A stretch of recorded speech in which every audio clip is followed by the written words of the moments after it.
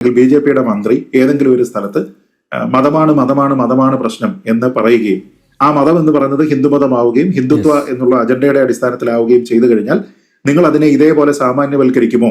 Shri K M ഷാജിയുടെ ആ വിവാദമായിട്ടുള്ള പ്രസംഗം ഉണ്ടായത് 2021 എന്നാണ് എന്റെ ഓർമ്മ. കോഴിക്കോട് വെച്ചിട്ട് 2021 ആ സമയത്ത് വഖഫും മറ്റു കാര്യങ്ങളും ഒന്നും തന്നെ ചിത്രത്തിലേ ഉണ്ടായിരുന്നില്ല.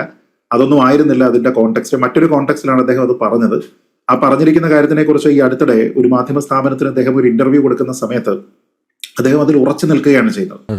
അതായത് മതമല്ല പ്രശ്നം എന്ന് പറയുന്നതാണ് തട്ടിപ്പ്, മതമാണ് പ്രശ്നം എന്ന് പറയുന്നതാണ് ശരി എന്ന് പറഞ്ഞുകൊണ്ട് അദ്ദേഹം അതിനെ വീണ്ടും ഉറപ്പിച്ചുകൊണ്ട് അതിൽ നിൽക്കുകയാണ്. ഞാൻ പറയുന്നത് ഇത് നിങ്ങൾക്ക് മനസ്സിലാകാത്തതല്ല, മറിച്ച് നിങ്ങൾ മനസ്സിലാകാത്തതുപോലെ അഭിനയിക്കുകയാണ്. ഇപ്പൊ ബി.ജെ.പിയുടെ ഇന്ത്യയിൽ ഏതെങ്കിലും ബി.ജെ.പി ഭരിക്കുന്ന ഒരു സംസ്ഥാനത്ത് ബി.ജെ.പിയുടെ ഒരു മന്ത്രിയായിരുന്നു അത് പറഞ്ഞിരുന്നതെങ്കിൽ, അല്ലെങ്കിൽ ബി.ജെ.പിയുടെ സഖ്യകക്ഷിയായിട്ടുള്ള ഏതെങ്കിലും ഒരു റൈറ്റ് വിംഗ് പാർട്ടിയുടെ ഒരാളായിരുന്നു ഇത് പറഞ്ഞിരുന്നതെങ്കിൽ എങ്ങനെയായിരിക്കും അത് കേരളത്തിൽ ചർച്ച ചെയ്യപ്പെടുക എന്നതിനെ കുറിച്ച് മാത്രം ഓർത്താൽ മതി. ഒരു ബി.ജെ.പിയുടെ എം.എൽ.എ അല്ലെങ്കിൽ ബി.ജെ.പിയുടെ മന്ത്രി ഏതെങ്കിലും ഒരു സ്ഥലത്ത് മതമാണ് പ്രശ്നം എന്ന് പറയുകയും ആ മതം എന്ന് പറയുന്നത് ഹിന്ദുമതമാവുകയും ഹിന്ദുത്വ എന്നുള്ള അജണ്ടയുടെ അടിസ്ഥാനത്തിലാവുകയും ചെയ്തു കഴിഞ്ഞാൽ നിങ്ങൾ അതിനെ ഇതേപോലെ സാമാന്യവൽക്കരിക്കുമോ?